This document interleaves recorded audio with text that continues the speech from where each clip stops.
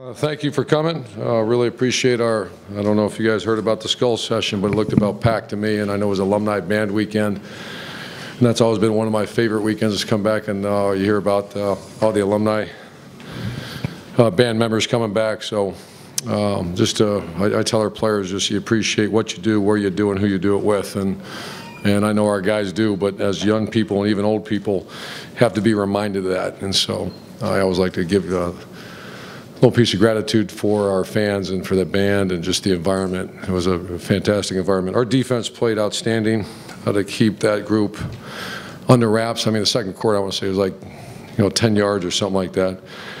And then obviously on offense, I think the old right-hander steps in again and really did a nice job. He's too slow, not strong enough arm, but all he does is lead, manage, distribute, and really have incredible knowledge of the game, and then also incredible leadership skills where players respond. So I think, plus our Australian did a nice job too, punting the ball. So I'm not sure what his net was. Or 42. That's it? 42.2. Is that right? You sure? You're probably wrong there, Jerry. Oh, okay. Jerry's right. What do you know? So I'll answer any questions for you. We'll open it up on the right, Tim. Yeah, just a couple of quick threes. Number one, how's Braxton? Could he have gone back in if you needed him? What's the update? We had a long discussion on the sideline. I think he could have, but things that make him dangerous are his wheels, and I don't think it would have been. So, we all decided it was best not to. I think there's a chance he'll be ready next week. Okay.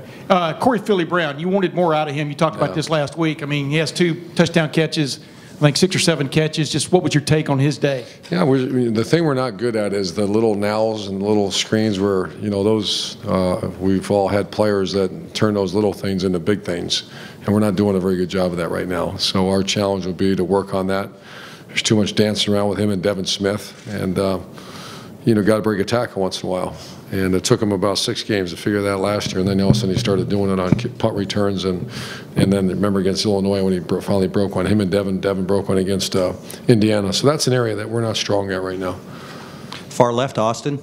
Urban, you referenced Kenny being slow and weak arm there. I think you're kidding, but is there any part of the offense that you don't feel comfortable with Kenny running compared to Braxton? And is there even a small part of you that wondered how he would handle a full game if the situation arose?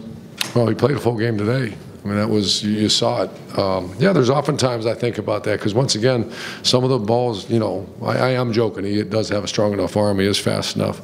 But he's got to let it in with more confidence because when he does, it's fun to watch. He does a nice job. His management of the game and reads and those type of things and getting us in the right play, which a lot of, times you don't even see because you just think it's, I don't know if you notice, a lot of times look back, we're checking and those kind of things. That's the quarterback's responsibility to get us in the right play, and he did that very well. And he always does that. He's a coach. He really, and I told him that he needs to coach someday because he's got a really good mind and he's got incredible leadership skills. Front row right, Bill. Bill Rabinowitz, Dispatch. Austin took my question, so audible. The defense played, it looked like they played with much more aggressiveness, much more cohesion. What was your take on it, and was there something said during the week about playing that way? I just think our middle linebacker has a 2nd game under his belt. I think he played better. I'm not sure. I think Ryan Shazier, if you remember last year, started slow. I felt training camp he wasn't like he was at the end of last year. And then obviously when you get your leader back, C.J. Barnett, and I think Roby obviously helped as well. I don't know how much he was challenged out there. But I think when you start to get your peoples back, when you get your people back, you got a chance because it is, they're aligned, they're cohesive, and all the things you just said. And I think our coaches get a little more comfortable calling pressures when everybody's back. 2nd row left, Patrick. Pat Brennan, Buckeye Sports Bulletin. Coach, a bit was made at the beginning of the week of players returning from injury and suspension. So for the Robies and Rod Smiths and C.J. Barnetts of the world, how would you evaluate their play today? Oh, no better after film, but I think pretty good. I think Rod Smith, he was on punt team, which is you can't play unless you're involved, and that tells you how much I trust him because he works really hard at it. I think he ran the ball. Okay, I don't even know. I don't have him down there. And I think Roby, and then we'll know more next week, but I think they played pretty good. Front row, Todd.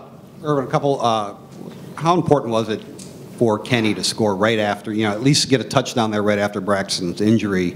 The stadium is quiet. Just instead of settling for 3 there, how important was it to set the tone there? And then can you give us an update on Adolphus Washington as well?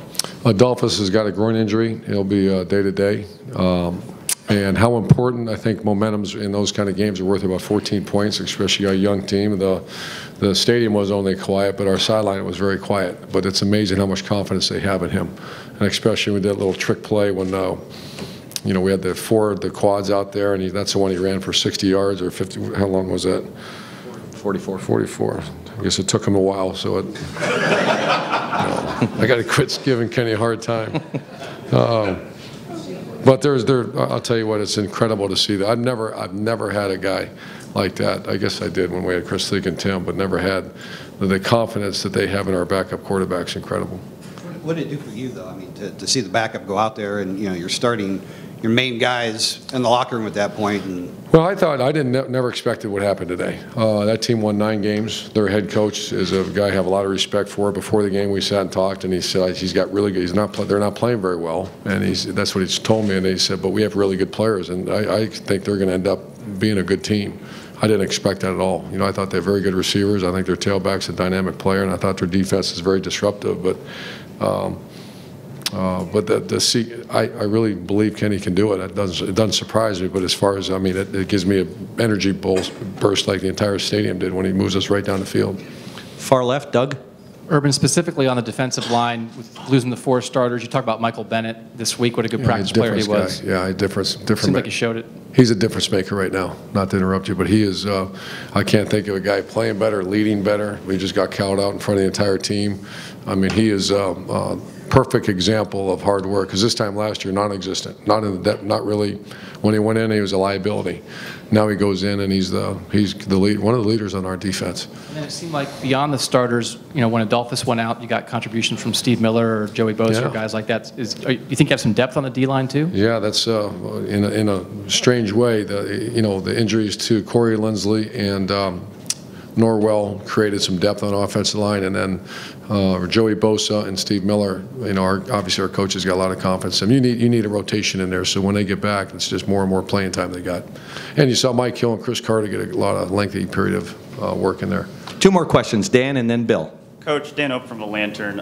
Can you explain the rationale behind giving Armani Reeves the start, having him play for 2 plays, and then switching over to Bradley? You have to talk with Coach Combs about that, and that's just a decision that our staff made. Bill? You said that your Florida team had great confidence in Tim when he was the backup quarterback, but it seems like Leak was more of a game manager, or would I be wrong with that? Who would you compare Kenny to? You had a real dynamic guy when you won with Tebow anyway, when you won it all. I'll probably stay away from that because I don't need headlines, and so I just think Kenny Guyton is a great distributor of the ball, and I would say if you had an efficiency as far as making the right decisions, which this style of offensive quarterback does a lot more than hand off and has to get us in the right play. Kenny is a very, very high percentage of getting us in the right stuff at the right time. The entire game today, or a good majority of the time, was getting us in the right play against the certain defenses, whether it be a speed option, whether it be a drop back pass or an inside run. A lot of that was dictated by the quarterback, which is a lot of times what happens. Coach, thank you very much. Thanks, guys.